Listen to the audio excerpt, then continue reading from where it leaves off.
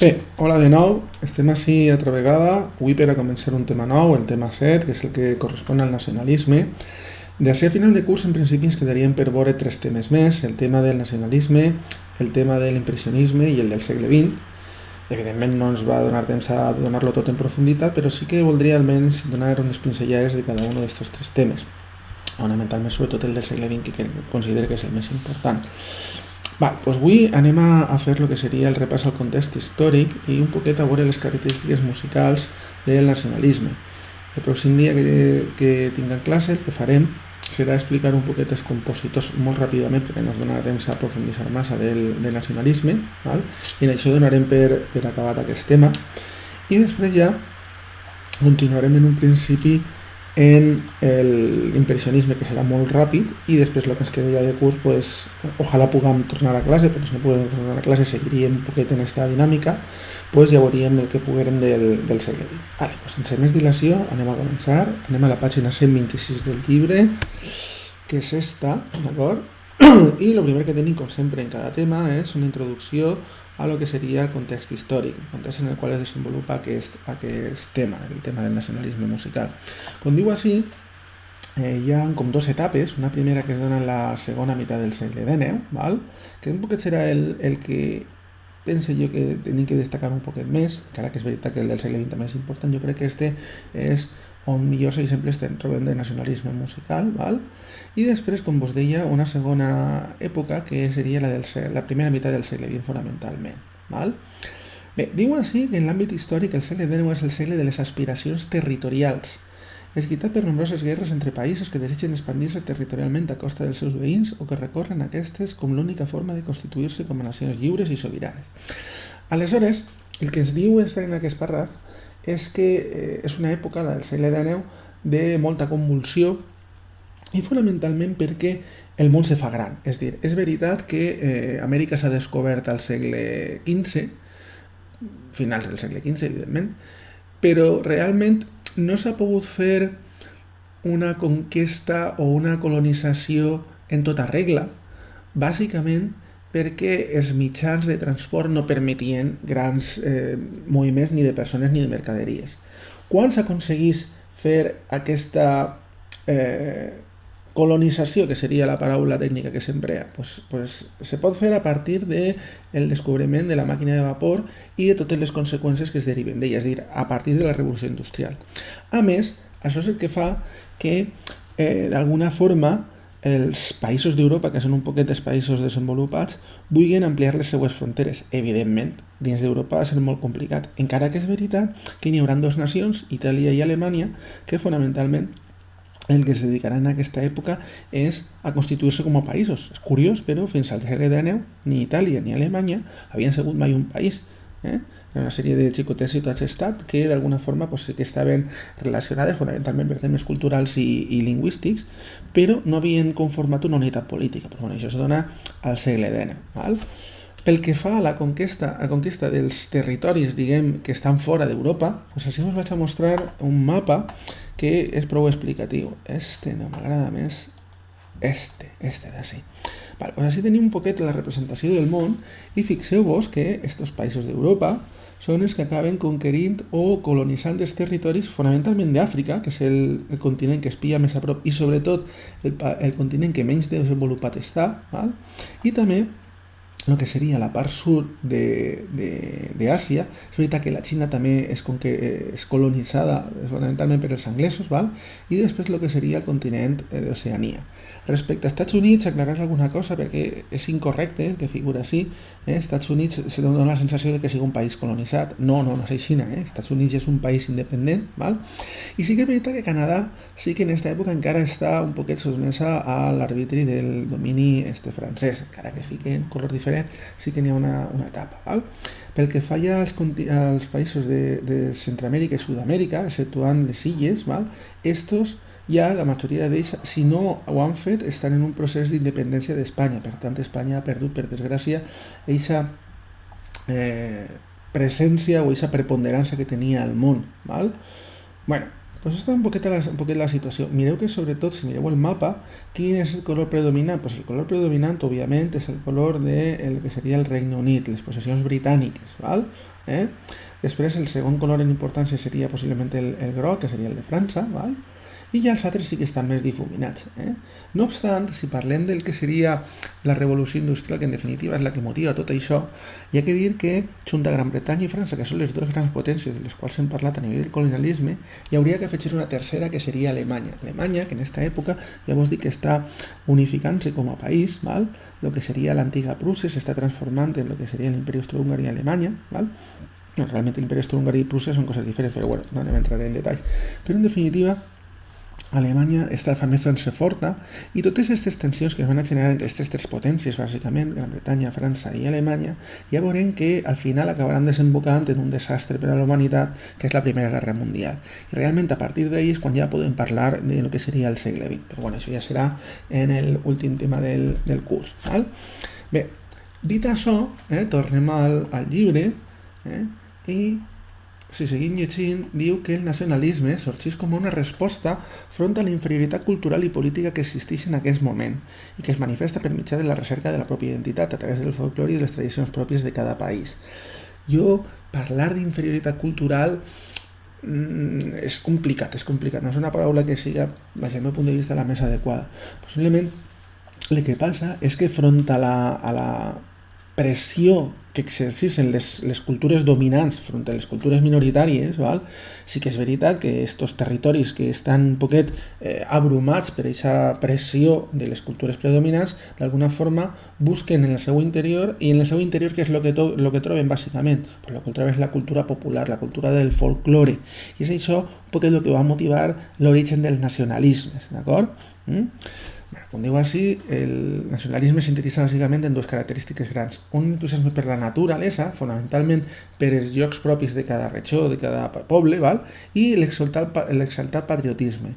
I és important la paraula exaltat. Està molt bé voler a la pàtria, destacar a la pàtria. El gran problema que tenen els nacionalismes és quan això s'exalta i s'exalta sobremanera, és a dir, d'una forma irracional, quan no és subjectiu i quan s'és molt cego a l'hora de comparar certes coses. Però bueno, això seria un poquet la crítica que es fa des de sempre bàsicament a aquests corrents nacionalistes. Està molt bé destacar lo propi, però tot té una mesura. Val? El problema és quan se passa aquesta mesura i ja s'acaba l'exageració.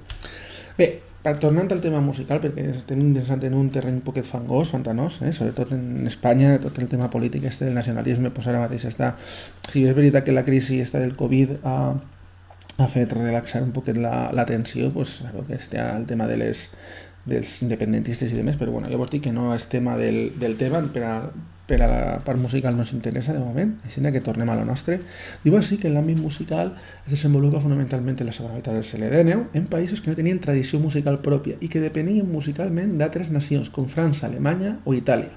Fonamentalment Alemanya e Itàlia, d'acord?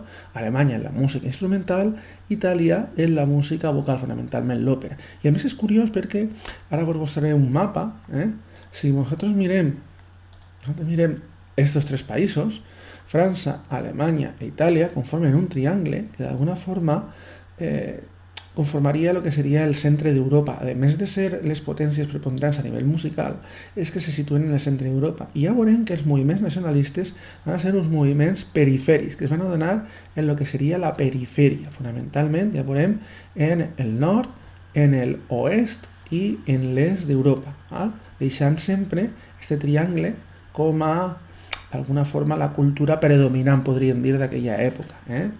Fonamentalment, l'eix, París, Viena, així fica Berlín, però seria París-Viena, Viena estaria per així, me pareix que és, val? Este seria un poc l'eix dominant en el que seria el món de la cultura. En el món de la música és veritat que el pes d'Itàlia és molt important en el tema de l'òpera i l'eix seria un poc més així, però un poquet en aquesta creu situaria el que seria la cultura predominant. Tot el que està fora d'aquesta creu va generar moviments nacionalistes, d'acord? Bé,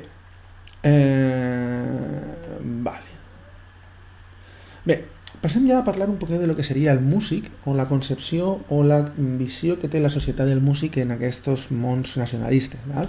Diu així que el músic d'esta època, evidentment el músic nacionalista, és el transmissor de la veu col·lectiva de la seva nació, sintetitzada a través de les cançons folclòriques, dels contes populars i de les tradicions culturals dels respectius països. A nivell musical, a més de les cançons folclòriques i dels contes, que també d'alguna forma són els que s'utilitzen en la música programàtica, hauríem de parlar de les danses. Després en l'altra pàgina sí que parlem d'això. Això li permet, diu així, aconseguir al músic una nova consideració social, en ser considerat en algunes ocasions com un heroi nacional que a través de la seva música reivindica la llibertat i l'orgull del seu país davant de qualsevol intent de dominació estrangera. Així citen el compositor hongarès Zoltán Kodály, que és del finals del segle XIX, principis del XX, però també podrien citar, per exemple, jo tinc la referència de Jan Sibelius, de tocarem l'obra de la que vaig a parlar ara, que és Finlàndia. Finlàndia per als finesos, per als habitants de Finlàndia, és quasi un segon himne, perquè en ella Sibelius ensalça totes les virtuts del poble finès, de la seva terra, de lo que seria els paisatges hivernals, plens de neu de Finlàndia, i sobretot era un himne gastat com a enfrontament a l'ocupació russa. Val? De la mateixa manera, encara que siguin en països que no serien nacionalistes, musicalment parlant, també caldria citar les figures de Verdi i de Wagner, perquè els dos en els seus països van ser referents no només musicals, que per supost, sinó també polítics. De fet, els dos tingueren idees polítiques molt importants, van ser un poquet la imatge viva d'aquests moviments polítics, els de la unificació alemanya, val? I després, fins i tot, en el cas de Verdi va arribar a ser senador o crec que senador en el Congrés italià. Val? Bueno, passant a lo que és la música, tornem un poquet a lo que hem dit abans. Diu així que els països que tradicionalment que depenien de l'aspecte musical de França, Itàlia i Alemanya comencen a prendre consciència dels seus propis valors i tracten d'alliberar-se de les influències d'aquests països basant les seues expressions musicals en el propi folklore. És dir, si jo el que tinc que fer és diferenciar-me de lo que seria l'estatus predominant, què és el que hauré de fer? Què seria lo interessant? Pues lo interessant en este cas seria d'alguna forma el buscar aquesta inspiració en coses diferenciadores. I què coses diferenciadores vaig a trobar jo en el meu poble? Pues la tradició cultural, la tradició popular d'aquest poble. El folklore, en definitiva, va ser l'element fonamental en el qual es basaran els compositors per a fer la seva música nacionalista. Ara després veurem com. Val? Bé, continuem. Diu això que això té com a efecte immediat la incorporació de nous instruments musicals, de la realització d'amplis treballs d'investigació musicològica per a, d'alguna forma, extraure l'essència d'aquest folklore, val? Bé siga mitjançant melodies populars, mitjançant danses, etc. Val? Bueno, així n'hi ha un article molt breu que parla del fervor del nacionalisme i que comenta la història, l'anècdota que vos vaig comentar en el seu dia quan parlarem de Verdi, val? De per què la gent sempre que veia o sempre que volia d'alguna forma reclamar la identitat italiana deia això de Viva Verdi perquè estava dient Viva Víctor Manuel, rei d'Itàlia, val? De forma seu llegiu que està molt bé, val? Ja passem a lo que seria les característiques musicals i bàsicament el que ens conten, bueno, abans d'això jo crec que seria interessant tornar al mapa este que vos he ensenyat perquè vegeu un poquet quines són les zones on es desenvolupa fonamentalment aquest nacionalisme musical. Val? Ja he dit que aquestes zones es donen en la perifèria, concentrades en tres regions, el que seria el nord d'Europa, els països septentrionals, que seria els països nòrdics, fonamentalment en les figures de Sibelius i de Grieg, un en Finlàndia i l'altre en Noruega, també tenim compositors en Suècia, val? I en Dinamarca, per exemple, ara en Dinamarca, ja me ve al cap, crec que és Solebull, me pareix que era danès, val? I Wolfwen pareix que era suec. Aleshores tenim exponents en tota aquesta zona, encara que ja us dic que amb molta diferència els dos més importants són el noruec Edvard Grieg i el finès Jan Sibelius. Després tenim, que per a nosaltres evidentment va ser el més important, el folklore espanyol. El folklore espanyol perquè Espanya, que havia sigut segles enrere una gran potència, pues, per desgràcia a partir del segle XVIII, amb la pujada al poder dels Borbons, pues, perd un poquet esta preponderància per també la influència de França. Recordem que el Borbó és dependent és nebot, crec que és de Lluís XIV, el Felip V, el Felip d'Anjou, i a partir d'ahir, doncs, d'alguna forma, Espanya sempre va estar supeditada a França. Val? Aquesta relació d'amor-odi entre Espanya i França arribarà al màxim apogeu a principis del segle XIX, quan Napoleó invadeix Espanya i nomena rei al seu germà Pepe Botella, José I, val? Que evidentment això motiva una guerra, la guerra d'independència, val? Que acaba expulsant els francesos i tot el que sona francès serà un poquet rebutjat. Val? Aleshores, estos autors, dels quals estem així, el més important és Falla, que és del segle XX, però també caldria citar al Benici Granados del XIX i també a Turina, busquen d'alguna forma aquesta identitat espanyola. Finalment, la zona més interessant, des del meu punt de vista, del folklore nacionalista, o de la música nacionalista, millor dit, seria la que trobem a l'est d'Europa, els països eslaus, fonamentalment Rússia, que és on s'originarà el moviment nacionalista, gràcies sobretot a la llavor de Glinka, que és un poquet el cap del grup dels 5, que està així, estan els 5 autors que conformen aquest grup, és a dir, Alexander Borodin, Modest Mussorgsky, Rimsky-Korsakov, César Cui i Miki Balakirev. Serien els grans compositors nacionalistes, encara que altres compositors, com per exemple Tchaikovsky, que no és explícitament nacionalista, també gastarà el folklore musical rus com a inspiració en les seues obres. I per últim, tenim el folklore nacionalista d'altres països de l'est d'Europa, fonamentalment Txèquia, el que era la república, el que és avui dia la República Txeca i Eslovàquia, conformada per Antonín Dvořák i Bedřich Smetana, i després Hongria amb Béla Bartók i Zoltán Kodály. També podríem parlar de Romania i també del folklore polac. En Chopin, per exemple, que encara que és un autor més internacional, doncs també té una vena nacionalista important. Bueno, tornant un poquet, diu així que el moviment nacionalista, la primera manifestació es dona a Rússia, de la mà de Mikhail Glinka, que no és cap d'estos autors, però l'important de Glinka, tornem al mapa, és que ell va ser un poquet el que va posar en contacte aquests 5 membres i els va ensenyar allò que ell volia que d'alguna forma feren en la seva música. És un paper molt semblant a que es farà en Espanya Felipe Drey. Felipe Drey, que no és un gran músic, bueno, és un músic important, però no és un gran músic com per a ser destacat així, però sí que influirà decisivament en els seus alumnes, que són estos d'ací. Bé, diu això, diu ara que tot aquest nacionalisme durà composicions de gran varietat i riquesa melòdica, rítmica i harmònica, cosa que provoca el naixement de noves escales i ritmes influenciats per la música popular de cada país. Un poquet del que ja havíem comentat. I ara una cosa particularment important. Diu així: es important aclarir que el compositor nacionalista no es limitaba a replegar la música popular y reproduirla posteriormente en alguns arranjaments per a orquestra, sinó que el folklore es prenia únicament com a font d'inspiració per a les pròpies creacions. Aquest concepte de compositor nacionalista l'explica clarament Béla Bartók en el paràgraf següent. Vaig a llegir el paràgraf i després faig un poquet la reflexió. Diu Béla Bartók: l'ús del material folclòric com a base per a la música tradicional no consisteix a limitar-se a la introducció o a la imitació de les melodies antigues o a l'ús temàtic arbitrari d'aquestes en unes altres de tendència estrangera o internacional.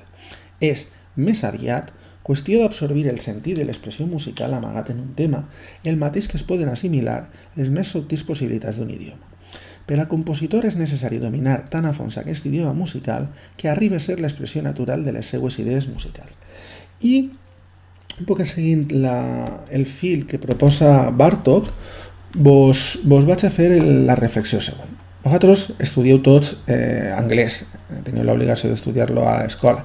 La pregunta és, vosaltres penseu que domineu l'idioma anglès igual que domineu el castellà o el valencià? Evidentment, suposo que la resposta serà que no. I per què no?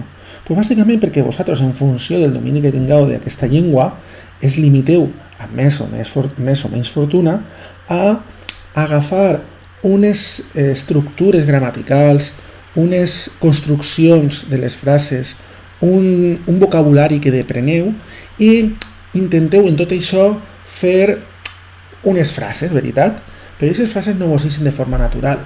O millor dit, vos aniran eixint de forma natural conforme practiqueu l'anglès i s'introduïsca en la vostra forma de pensar d'una forma natural. És a dir, que ja no penseu en valencià o en castellà, després traduïu a l'anglès per a fer la frase en anglès i la solteu en anglès, sinó que ja directament, quan vosaltres esteu pensant en anglès, feu aquesta construcció de forma automàtica. Pues és un poquet el que vol Bartók. Ell no vol que tu agafes els elements musicals propis del nacionalisme, del que siga, del folklore que siga, i es copies tal qual. És una forma de fer folklore o música folclòrica poquet bàsica, elemental, de gent que no domina l'idioma musical. Què és lo interessant o què és el que proposa Bartók? El que proposa Bartók és estudiar ben a fons com se construeixen aquestes frases a nivell melòdic, a nivell rítmic, a nivell harmònic, a nivell formal, extraure una sèrie de conclusions i a partir d'aquestes conclusions crear una música que siga original i pròpia de cada compositor, però que d'alguna forma reflectisca el caràcter de la música nacionalista. I com s'aconsegueix això? Perquè tu has sigut capaç de captar l'essència d'aquesta música folclòrica i la reflecteixes en la teva música. De la mateixa manera que quan una persona que sí que pensa en anglès, a l'hora de parlar no necessita fer aquesta traducció que estàvem parlant abans, és a dir, jo agafe la meva idea en valencià o en castellà, la traduïsc com bonament puc i escopixi aquesta frase a l'hora de parlar. No, això no és la forma que proposa Bartók. Això seria una forma bàsica, la mateixa que és la de copia i pega que vos deia abans dels compositors que simplement es dediquen a citar explícitament la música folclòrica. Bartók va més enllà i el que vol és que el compositor interioritze l'essència del folklore d'un país i l'expressa en la seva música que siga original. Sé que és un concepte que no és fàcil d'entendre, però bueno, això és un poquet el que proposen els compositors nacionalistes. Bé, ja portem 20 minuts, jo crec que és més que suficient per a desenvolupar el que jo volia avui. Ho vaig a deixar així i res, fer les activitats que vos proposen aules per la setmana i la setmana que ve us proposaré una cosa interessant. Us deixo així. Gràcies per la vostra atenció i fins a la pròxima setmana. Un abraç!